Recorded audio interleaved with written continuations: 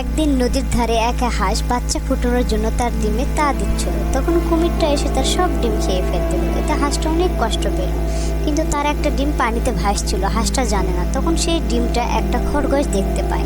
খরগোশ সেই ডিমটা পেয়ে দেখে ডিমের ভিতরে কি যেন নড়ছিল। খরগোশটা সেই ডিম নিয়ে যায়, দেখে সেখানে একটা ফুটফুটে হাঁসের বাচ্চা।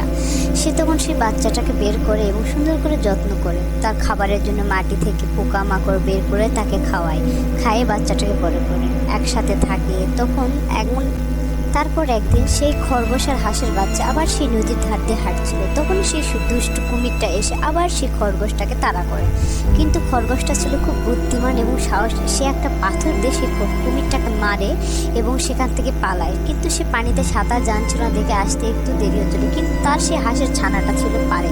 সে তখন পাক পাক করে ডাকছিল বাঁচানোর জন্য। তখন সেই হাঁসটা আসে এবং তার খরগোশটাকে বাঁচায় এবং পাড়ে নিয়ে আসে। তখন সেই হাঁসের বাচ্চাটা আর খরগোশটা তাকে পেয়ে খুব খুশি হয় এবং তারা দুজন